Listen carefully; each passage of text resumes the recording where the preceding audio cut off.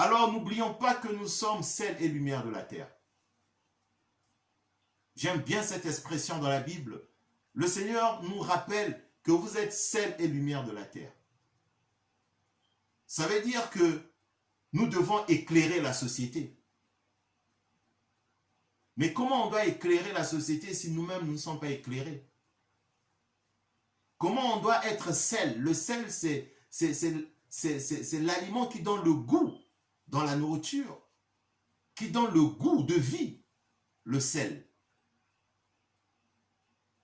Dans l'Ancien Testament, dans les temps anciens, le sel avait une très grande signification. Jusqu'aujourd'hui, dans certains contrées sur la terre, quand vous donnez le sel aux gens, ils sont très très contents, ils sont touchés parce que c'est un aliment très important. Le sel. Le sel, c'est le sel dans la saveur. Et Dieu nous dit, nous sommes lumière et sel de la terre. Ça veut dire quoi? Moi, je suis pasteur de ceux qui pensent que les enfants de Dieu doivent impacter le monde. On doit impacter le monde. On me dira, oui, mais la parole de Dieu, nous sommes de ce monde, mais nous vivons dans ce monde, mais nous ne sommes pas du monde. N'interprétez pas mal la parole de Dieu. On doit prendre soin des affaires de Dieu, c'est vrai, mais nous vivons dans un monde. Dans le monde dont nous devons être lumière et sel. Voilà pourquoi les chrétiens doivent être impliqués partout. Je suis de cette école. Je suis de ceux qui pensent comme ça. En tout cas, c'est ma conviction. Les chrétiens doivent impacter le monde. Maintenant, nous sommes dans cette période de Covid. Ce sont les scientifiques qui sont en train de faire les recherches pour avoir le vaccin. J'aimerais bien que ces scientifiques puissent être des chrétiens.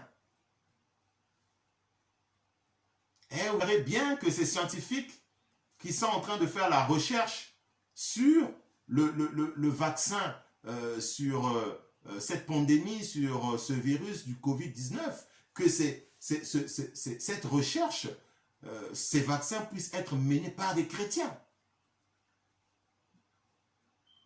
Si c'est fait par des gens qui ne sont pas des chrétiens, et on dira quoi demain? Où sont les chrétiens? Voilà. Bientôt, c'est la rentrée scolaire. Une sœur était en train de me dire, oui, on doit prier pour nos enfants qui vont bientôt repartir à l'école parce qu'on ne connaît pas les programmes qui seront dispensés par les enfants. Mais les chrétiens doivent être impliqués. Si les chrétiens sont absents dans tous les domaines de la société, mais nous allons être victimes des décisions qui sont prises par d'autres personnes.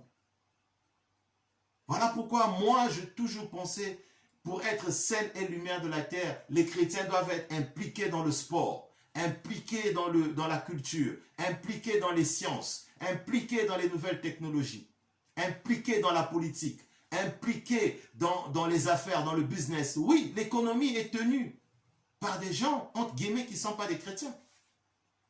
Mais l'or et l'argent appartiennent à notre Dieu, donc ça nous appartient.